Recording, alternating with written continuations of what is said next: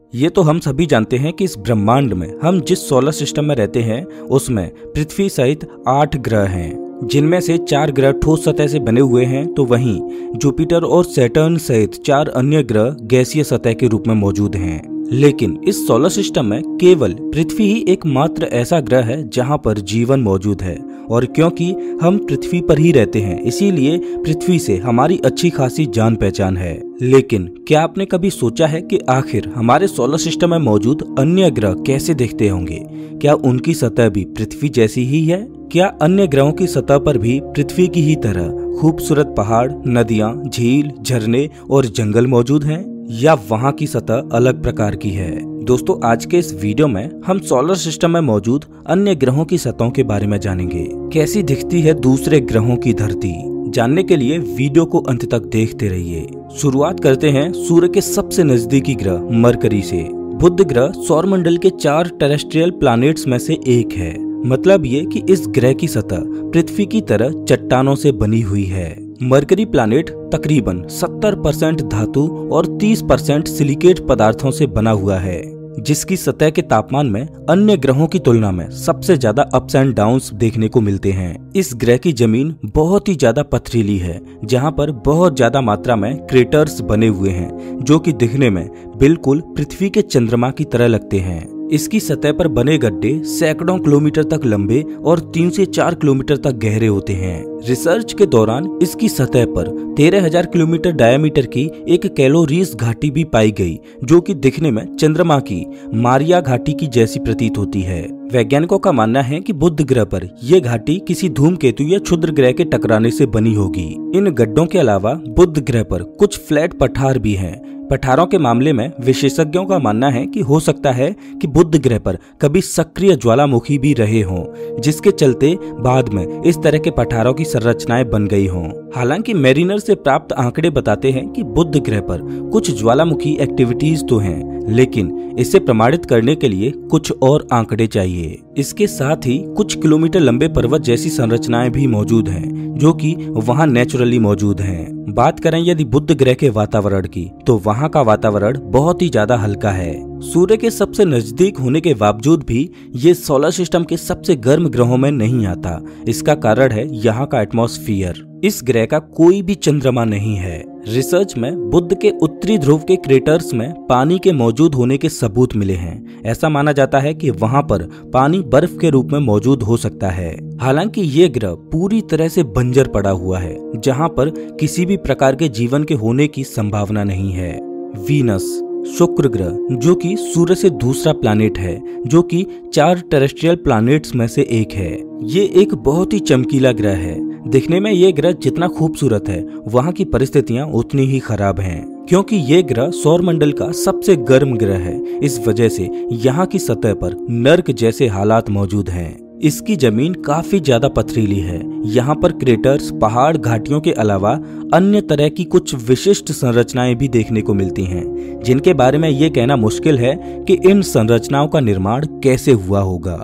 शुक्र पर सबसे ज्यादा ज्वालामुखी पाए जाते हैं। इसके प्रत्येक 100 किलोमीटर के दायरे में लगभग 170 के आसपास बड़े ज्वालामुखी मौजूद हैं, जिनमें से कुछ सक्रिय ज्वालामुखी भी हैं, जिसकी वजह से यहाँ की जमीन काफी जहरीली है। इसके अलावा यहाँ लुप्त हो चुके ज्वालामुखियों की वजह से क्रेटर भी बन गए हैं, और ये भी माना जाता है कि बड़े बड़े उल्का पिंडों के टकराने की वजह से यहाँ बड़े बड़े क्रेटर्स का निर्माण हुआ है। बात करें यदि शुक्र ग्रह के वायुमंडल की, तो इसका वायुमंडल अत्यंत घना है, जो कि मुख्य रूप से कार्बन डाइऑक्साइड और नाइट्रोजन से मिलकर बना है। इसके अलावा इसके पर्यावरण में सल्फ्यूरिक एसिड की काफी मोटी परत भी पाई जाती है। इस वजह से शुक्र की सतह पर सूर्य का प्रकाश नहीं पहुंच पाता। इस वजह से सौरमंडल में मौजूद अन्य ग्रहों की तुलना में यहाँ ग्रीन हाउस इफेक्ट बहुत ज्यादा देखने को मिलता है, क्योंकि यहाँ पर एसिड रेन भी होती है। इस वजह से भी यहाँ के हालात काफी खराब हैं। दोस्तों, सौरमंडल में मौजूद अन्य ग्रह अपने अक्ष पर एंटी क्लॉकवाइज घूमते हैं, लेकिन शुक्र अपनी एक्सिस पर क्लॉकवाइज रोटेट करता है, और इसका चुंबकीय क्षेत्र भी पृथ्वी की तुलना में बहुत कमजोर है। वैज्ञानिकों के अनुसार यहाँ पर भी जीवन के कोई संकेत मौजूद नहीं है। दोस्तों, सूर्य से तीसरा प्लैनेट है हमारी पृथ्वी, जिसके बारे में तो आप सब कुछ जानते ही हो। तो हम सीधे बात करते हैं सूर्य से चौथे प्लैनेट की, जो है मंगल। मंगल की जमीन काफी सूखी, पथरीली और लाल है। इसके लाल होने की वजह यह है कि वहाँ की चट्टानों में आयरन की मात्रा ज्यादा पाई जाती है और आयरन में ऑक्सीडेशन होने की वजह से वहाँ की मिट्टी का कलर लाल हो गया है। मंगल की जमीन पर बड़ी बड़ी झील और घाटियों जैसी आकृतियां मौजूद हैं। इसके अलावा वहाँ पर ज्वालामुखी और क्रेटर्स भी बहुत ज्यादा देखे गए हैं। मार्स एक्सप्लोरेशन के दौरान मंगल की सतह पर प्राचीन नदियों का एक विशाल नेटवर्क, डेल्टा और झीलें भी देखी गई हैं, जो कि इस बात की पुष्टि करती हैं कि कभी न कभी मंगल पर पानी लिक्विड फॉर्म में रहा होगा। कुछ खोजकर्ता ये भी बताते हैं कि मंगल पर करीब 3.5 अरब साल पहले भारी मात्रा में बाढ़ आई होगी।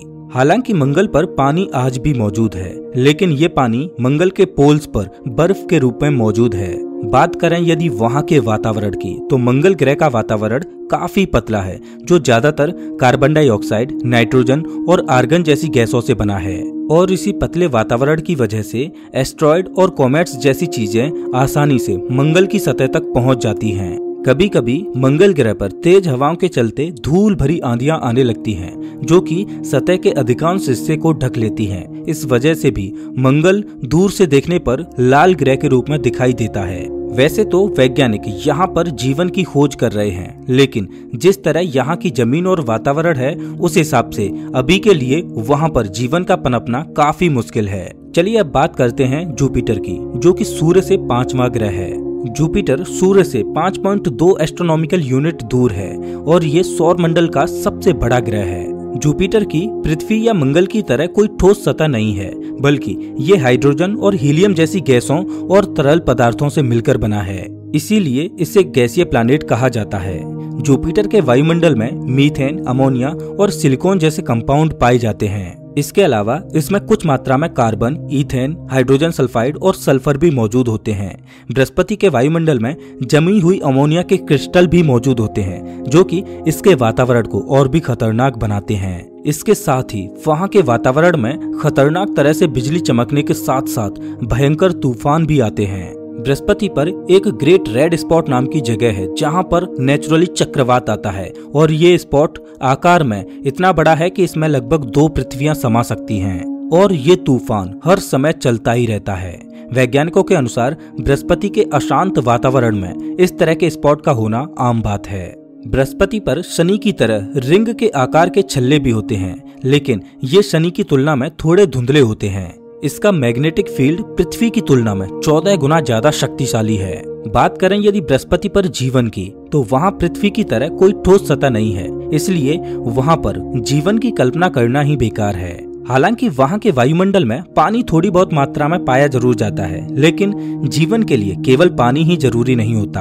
अब चलते हैं शनि ग्रह की ओर, जो कि सूर्य से 6ठा प्लैनेट है और ये बृहस्पति के बाद सौरमंडल का दूसरा सबसे बड़ा ग्रह है। सैटर्न सूर्य से 9.5 एस्ट्रोनॉमिकल यूनिट दूर है और शनि तक सूर्य का प्रकाश पहुंचने में 80 मिनट का समय लग जाता है।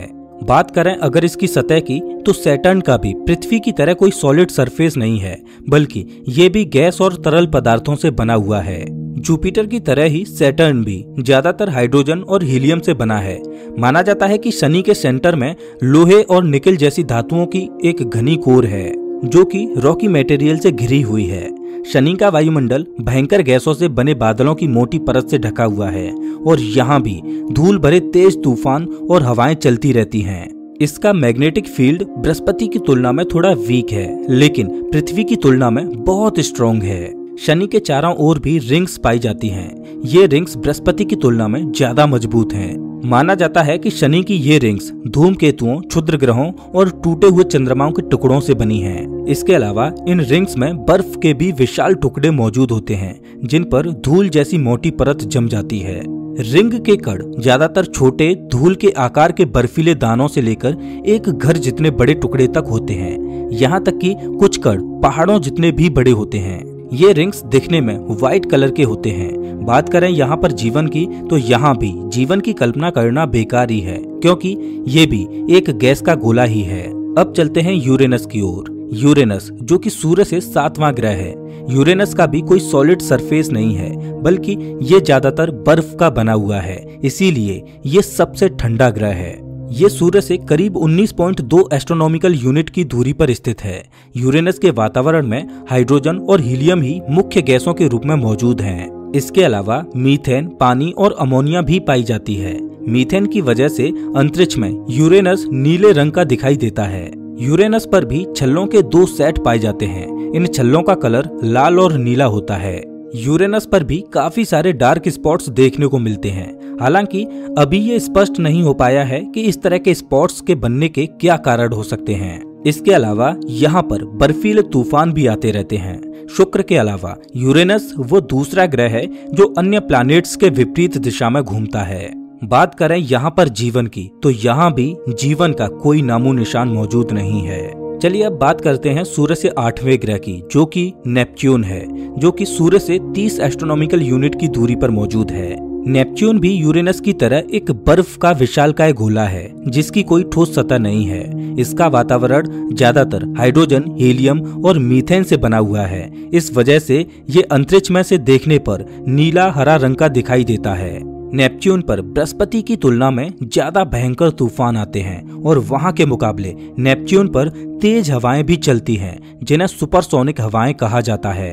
वैज्ञानिकों को लगता है कि नेपच्यून की कोर ठोस हो सकती है। इसके अलावा नेपच्यून के ठंडे बादलों के नीचे गर्म पानी का एक महासागर भी हो सकता है। नेपच्यून के चारों ओर शनि और यूरेनस की तरह रिंग्स पाई जाती हैं, जो कि धूल भरे कणों और बर्फ के छोटे छोटे टुकड़ों की बनी होती हैं। बात करें यहाँ पर जीवन की, तो यहाँ पर भी जीवन की कल्पना करना बेकार ही है। तो दोस्तों, ये थी इन सभी ग्रहों के बारे में थोड़ी सी जानकारी। मुझे उम्मीद है कि आपको ये वीडियो जरूर पसंद आया होगा। अगर आपको ये वीडियो अच्छा लगा हो तो इसे लाइक जरूर करें और ऐसे वीडियोज के लिए चैनल को सब्सक्राइब करें, साथ ही बेल आइकॉन दबाएं।